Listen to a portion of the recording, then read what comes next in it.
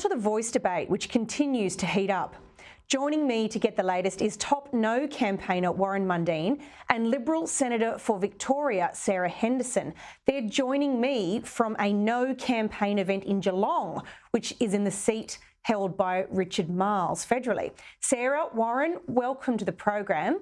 As has been reported on this show by my colleague and friend Peter Credlin, the full Uluru Statement that the Prime Minister has committed to in full has been obtained via FOI request, and the contents are frankly pretty sobering. There's calls for a financial settlement as a percentage of GDP, reparations, land reform and so much more, as well as this constitutional voice to Parliament.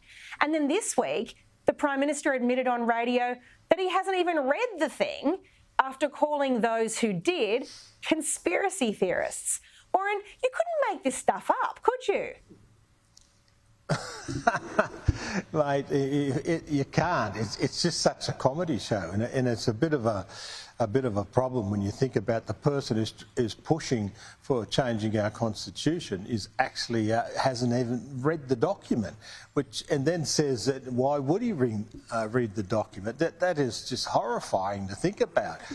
And some of the stuff that's said there, I'm not surprised that they're in the document because, you know, you've got things that like reparation and land tax and the Australia Day and all that that's been argued in Australia for a number of years. So I'd be very surprised if they weren't in there.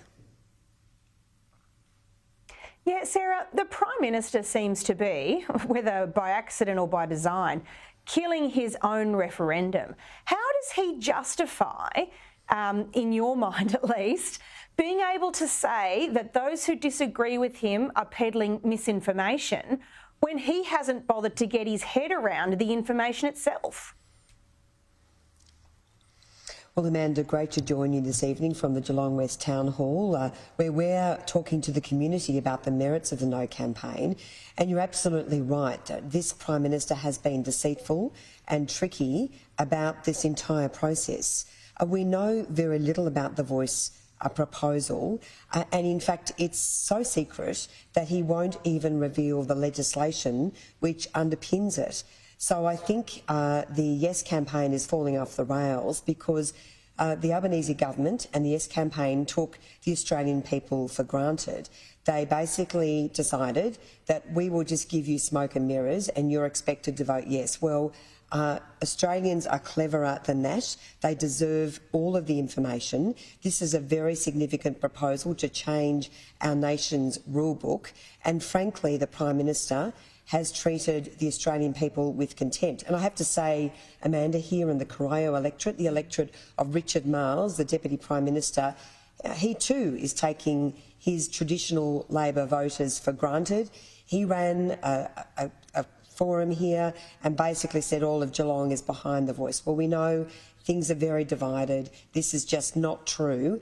And of course, there are many traditional Labor voters who are frankly unconvinced about the merits of this proposal and will be voting no. Yeah, there's a real arrogance to it. On a similar issue, Warren, Independent Senator Lydia Thorpe, formerly of the Greens, has declared that there is, quote, a lot of money owed to First Peoples, close quote. She also acknowledged that the government doesn't have enough money to pay the bill for what she says was stolen. Warren, you're obviously a proud Aboriginal man.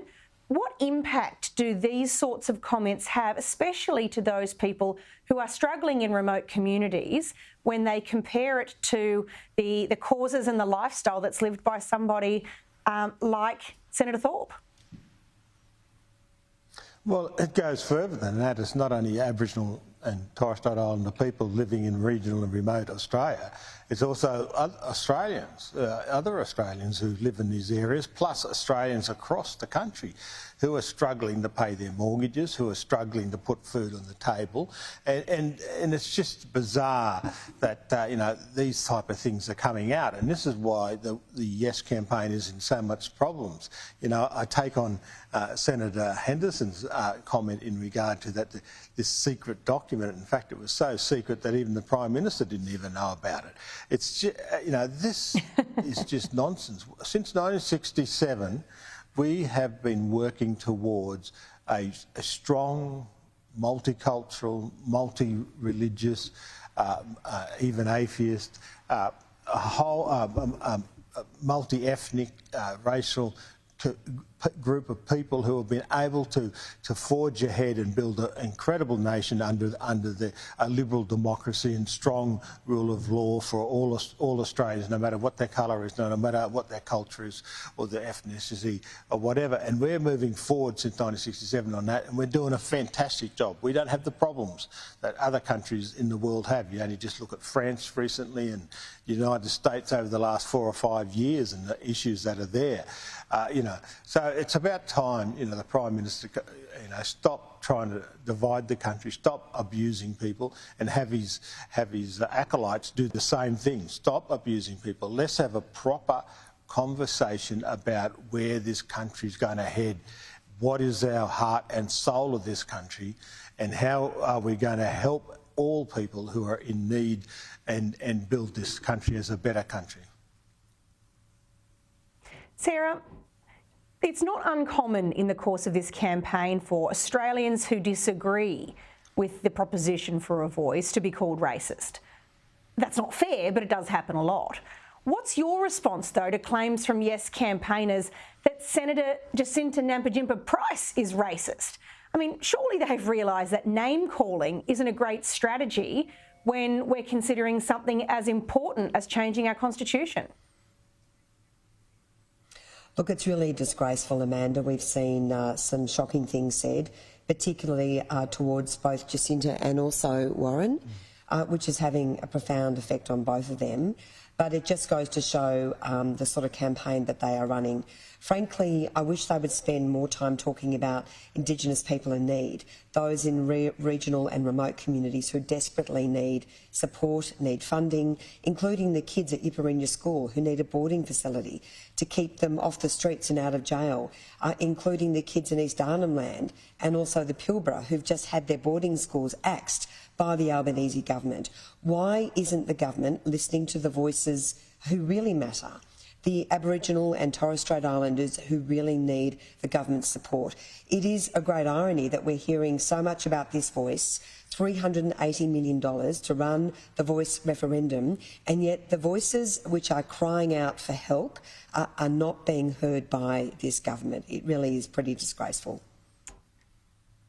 Yeah, it seems like the voices they're most interested in hearing are those of the City of Sydney Council, Qantas, Corporate Australia, not so much about those Aboriginal kids that need a hand. Warren and Sarah, thank you very much for your contributions tonight. I'll let you get to your function. Thanks so much, Amanda. Thank you.